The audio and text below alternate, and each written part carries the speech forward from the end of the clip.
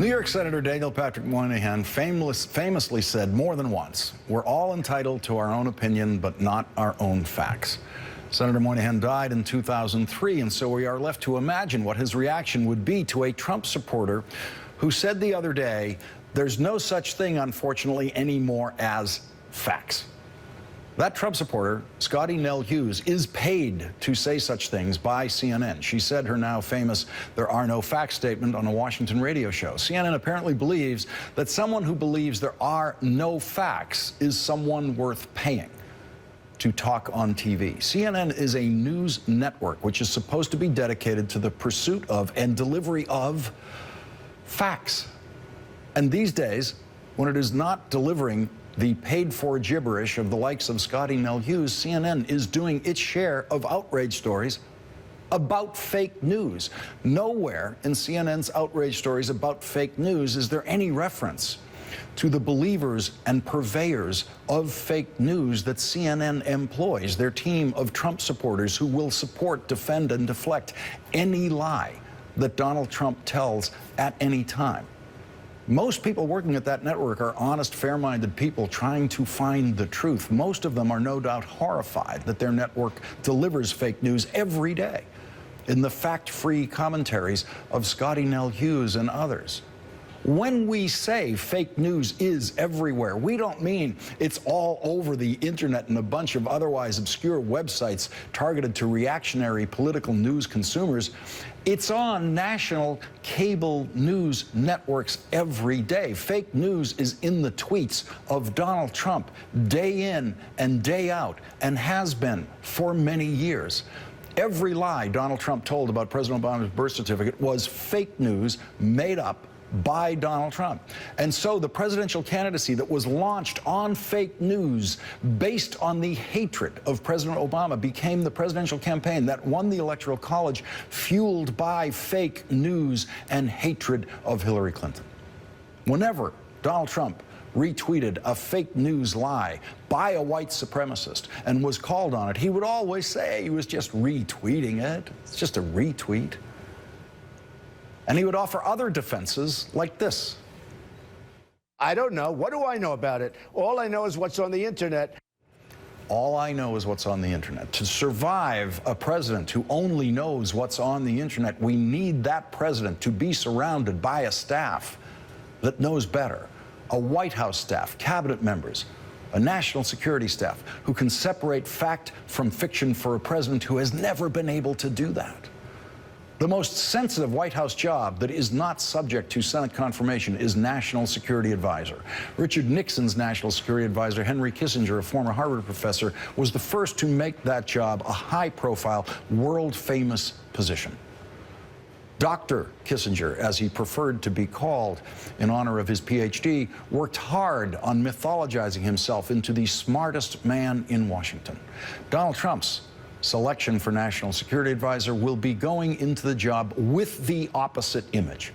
He has already demonstrated that he, too, is incapable of separating fact from fiction. Days before the election, he was busy retweeting a few times completely false stories about Hillary Clinton being involved with a crew who were engaged in sex crimes with children. One of the false articles General Flynn retweeted said there was enough evidence, quote, to put Hillary and her crew away for life. So General Flynn was not just in the lock her up crowd. He was in the lock her up and throw away the key crowd based on absolutely nothing. To say General Flynn disgraced himself with these tweets is to sound old-fashioned to anyone in the Trump world where there are no facts. Where there are no facts, there can be no decency. Where there are no facts, there is no right or wrong. Where there are no facts, there is no guilt. So General Flynn surely does not feel guilty tonight that men, women, and children in Washington, D.C. almost got killed because of the kind of stuff that he tweets. On Sunday, a man with a gun walked into a pizza place in Washington, D.C., which, according to fake news reports, was one of the key locations in Hillary Clinton's conspiracy to use children for sex. 28-year-old Edgar Welsh of Salisbury, North Carolina, carried his assault rifle into the pizza parlor to self-investigate, that was his term, self-investigate, how the pizza restaurant was supplying children for sex. He fired his weapon, but luckily no one was injured. They were all terrified. This was a terror attack in which everyone was terrorized, and luckily no one was killed. Edgar Welsh has been charged with assault with a dangerous weapon. General Michael Flynn has been charged with nothing. He is, of course, legally guilty of nothing. But in the court of public opinion, he is now charged with being a very dangerous man, a dangerous man who will be at the president's side when they are trying to assess the facts of national security situations. A man who is no better at separating fact from fiction than Scotty Nell Hughes, who doesn't even try, because there are no facts. Joining us now is Congressman Adam Schiff, ranking member of the House Permanent Select Committee on Intelligence. Congressman Schiff, you commented on this today, issued a public statement about it, and your reaction to General Flynn and that inability, it seems, to separate fact from fiction. Well, it's terrifying, really, and it permeates the incoming administration. I mean, it comes from the top down. This is someone in the president-elect who helped propagate the whole birther myth, and as recently as last week sent out a tweet saying that millions of undocumented immigrants had voted. And of course, he now has picked a national security advisor who says that fear of all Muslims is rational, and who also helped propagate this conspiracy theory involving Secretary Clinton and child sex trafficking. So this is really quite a terrifying prospect, because what the president-elect doesn't seem to realize is there are going to be times where the country really needs to believe its president. And if he is willing to propound these fake news stories, if he's willing to make blatantly false statements like millions of illegal immigrants voting, then when the country really needs to believe something he asserts, it's very likely that a significant number, if not the vast majority of Americans, simply won't. And the same goes for our allies, and the same goes for our adversaries.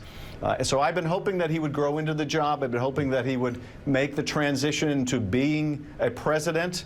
But these events don't show that he is growing with the responsibilities, and that's quite a frightening prospect. Congressman Schiff, knowing the work that the National Security Advisor is charged with, and the intimacy of that position to the presidency in all national security matters, that ability to sift through intelligence, to be trying to find what's the best information we have, this is something that has challenged the best teams in the White House over time.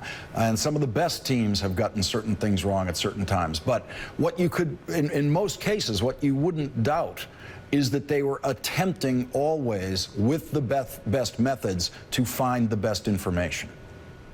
Well, you would certainly hope so, and there's profound reason for concern, as recently as the last few weeks, when there was abundant evidence, and in fact the Director of National Intelligence spoke to Russian involvement in hacking our elections, and you had the president-elect and the nominee for National Security Advisor essentially carrying Russian water and saying, we don't know that it's the Russians. It could be the Chinese. It could be a 400-pound person.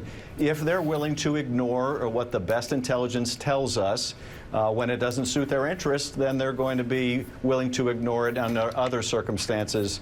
So that is very concerning. One other part of that job, which is equally important, is bringing together disparate voices within the administration, the Secretary of Defense, the Secretary of State, the National Security Council, and others, the Secretary of Homeland Security, when there are really tough calls to be made, and forging a consensus. And that requires somebody who is thoughtful, someone who is a bedrock of stability. And regrettably, that was not General Flynn's reputation when he ran the Defense Intelligence Agency. So there are, I think, some very serious concerns. But chief among them is, if we can't even agree that the facts should guide our decision-making, we've got a real problem on our hands. Joining the conversation now is Jonathan Alter, MSNBC political analyst and a columnist for the Daily Beast. Jonathan, off the point that the congressman just made, it's called the honest broker job in the White House, right, because of all those different departmental intersections that go through that office, sorting out what is the best decision-making menu for the president. And when you think of the people who've had this job, from Henry Kissinger forward, all of whom have gotten a lot of national attention while in the job, they have all made every effort they possibly can to be perceived as careful, as circumspect. Most of them shy away from interviews while they're in that job. They are not inclined to testify to Congress. They usually don't have to, because that's what cabinet members are doing. And it's mostly regarded as the job requiring the most discretion of any in the White House. Yeah, it's a very serious job, and General Flynn has disqualified himself from holding the job. So the question that all the rest of us face in the press and in the Congress is, what are we going to do about it beyond wringing our hands? And I agree with the congressman, it's a terrifying situation. And to assume that we're all powerless to put pressure on him to not take this position, I think underestimates the power of other actors in Washington. I'm reminded that John Sununu, when he was White House Chief of Staff, which is also a position that does not require Senate confirmation, when he ran into trouble for taking a car in an unauthorized way to a stamp collection meeting, that was his offense, he was forced to resign by public pressure. We've forgotten the concept of public pressure. My question is, where is the stakeout of General Flynn's house? Since the 1920s, the press in Washington, when somebody had serious questions to answer, as General Flynn does tonight, staked out his house.